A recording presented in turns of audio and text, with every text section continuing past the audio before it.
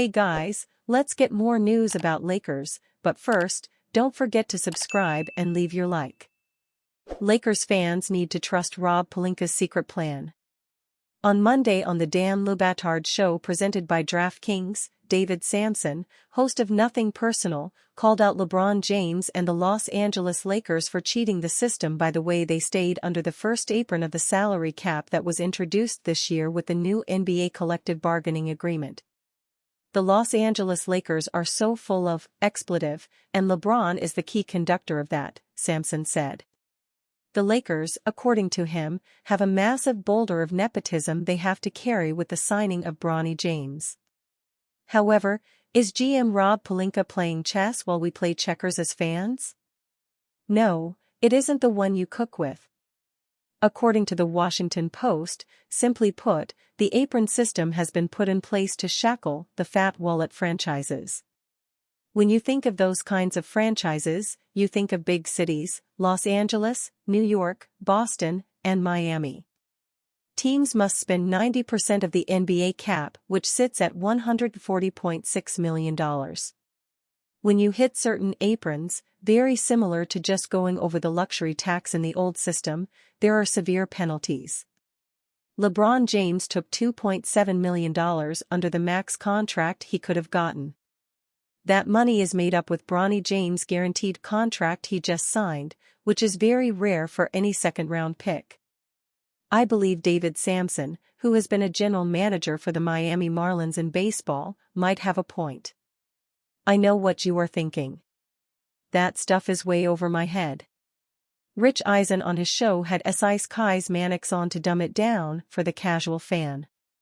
It's a bookkeeping pay cut. It keeps the Lakers under the first apron and gives them wiggle room during the season, at the mid-season mark. Lakers could use draft capital and could make a deal under the new CBA, via trade. They did not want to trade their draft picks unless it was for an elite player. The Lakers don't want to sacrifice their future for 2 more years of LeBron James. Chris Mannix, SI, I believe it's ironic that the Lakers get scolded by the media for being smart. Is it a sort of gray area? Maybe. James' deal is a 1+1 deal, meaning he has a regular contract with a player option after the season. Kendrick Perkins of ESPN, about a week ago, said this showed this could be the last season for LeBron James. There have been rumors the Lakers could offer everything they have in draft assets in a deal with whoever gets the number 1 pick in the 2025 NBA draft to land Phenom Cooper Flagg, who is currently playing with the USA select team that helps train the USA national team for the Olympics this summer. Flagg hasn't even stepped on the floor for the Duke Blue Devils yet, but he likely would have gone number 1 overall if he had been eligible this draft. Lakers trade idea would move D'Angelo Russell for 3-and-D NBA champion. The Los Angeles Lakers will have to find ways to improve their roster after missing out on Klay Thompson and others in the early stages of free agency. With trade assets to improve their roster, Zach Buckley of Bleacher Report found a deal that'd do just that. He proposed a deal that'd send 3 important assets for Bruce Brown of the Toronto Raptors. Buckley's proposal would move D'Angelo Russell and more. Lakers would get Brown, Raptors would get Russell, Jalen Hood-Schifino, 2025 second-round pick via LAC. The Raptors need someone to see Brown as their connecting missing piece, and maybe the Lakers would seek out this kind of shake-up, Buckley wrote on July 10. They've never seemed fully comfortable with Russell, they hardly played Hood-Schifino as a rookie, and they can't be too closely committed to that second-rounder. Toronto, though, might sense Hood-Schifino has a chance to thrive in a more patient, development-focused environment than LA. It also wouldn't scoff at picking up another second-rounder, even if it probably won't be a great one. As for Russell, he'd help perk up the scoring and shooting, but really, he'd probably just slide into Brown's spot as a serviceable veteran waiting for a win-now shopper to make its move for him. According to Anthony Irwin of Lakers Lounge, the Los Angeles Lakers seem to have trouble finding trade partners. Irwin said on July 3 that the Lakers have called about Brown, but the Toronto Raptors want a first-round pick, which he doesn't believe the Lakers want to move. I've heard that they've put in a call to Toronto about Bruce Brown," Irwin stated. "Same issue that you run into, though. They want a first-round pick for Bruce Brown, and I don't think the Lakers want to give up a first-round pick for Bruce Brown. Put X name out there and either that team wants Austin Reeves, which is a non-starter with the Lakers, or they want a first-round pick and the Lakers are really holding on to that first-round pick. If the holdup is a first-round pick, the Lakers could get a third team involved to take on Russell and have them send a first-round pick to the Raptors. The Los Angeles Lakers are lacking a 3-and-D wing on their roster, especially one that can do what Brown does. Brown was a big piece to the Denver Nuggets championship run in 2023, shooting 35.8% from three-point range on 3.2 attempts per game. His numbers were a bit down in terms of three-point shooting this past year, but that could have been due to playing in 34 games with a Toronto Raptors offense that struggled. If he was around LeBron James and Anthony Davis, similar to how he was with Nikola Jokic, he could find himself open much more than he was last season. The Lakers would have to hope that Brown would return to form from three-point range, as he's proven to be a capable three-point shooter.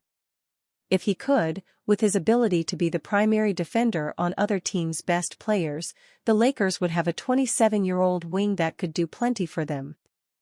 Kyle Kuzma reacts to Lakers' greatest Summer League roster of all time. As the 2024 Summer League got underway, Kyle Kuzma got nostalgic about his 2017 Summer League run with the Los Angeles Lakers. He reacted to a picture showing him with teammates Brandon Ingram, Lonzo Ball, Josh Hart, and Alex Caruso while looking back fondly on that run. What a time. The 2017 Las Vegas Summer League was stormed by a Lakers squad full of young talent who would go on to feature prominently across the league. Along with Kuzma, Ingram, Ball, Hart, and Caruso, the team also featured NBA centers Ivica Zubac and Thomas Bryant. Other notable names are David Nwaba, Matt Thomas, and recent Timberwolves signee PJ Dozier. The team went 1-2 and didn't achieve much, but the players from this squad have gone on to achieve great things in the NBA. Alex Caruso has been regarded as one of the best perimeter defenders in the NBA since his emergence on the 2020 Lakers squad. He left in the 2021 free agency as the Lakers prioritized acquiring Russell Westbrook over re-signing Caruso to a higher sum. He was recently traded from the Chicago Bulls to the contending Oklahoma City Thunder, with many believing him to be the perfect piece for last year's #1 seed in the West. Ingram, Hart, and Ball were traded away to the New Orleans Pelicans in the Anthony Davis trade in the summer of 2019, with Ivica Zubac being traded earlier that year to the Los Angeles Clippers as a salary dump. Brandon Ingram is a one-time All-Star, but is currently reportedly on the trade block. Josh Hart went from the Pelicans to the Blazers before being traded to the Knicks in February 2023. He has since emerged as one of the premier role players in the NBA. Unfortunately, Lonzo Ball's career has been thwarted by injuries after he left the Pelicans as a free agent for the Bulls. He got hurt in January 2022 and hasn't played basketball since, but is eyeing a comeback next season, possibly on a new team. Ivica Zubac has been a mainstay on the Clippers, serving as their starting center for multiple playoff runs in the last 5 seasons. Outside of Kuzma and Caruso, all other departures have made perfect sense. The Anthony Davis trade brought the Lakers a championship. While it has hurt the long-term health of the organization, these 6 players will make $120.7 million combined next season. There was no feasible way for the Lakers to manage that with their talent anyway, and I'd pick a title with LeBron James and Anthony Davis over a still young group of stars in the NBA who haven't had major winning success. And you, fan? What do you think of the situation of Kyle Kuzma? Leave your opinion in the comments.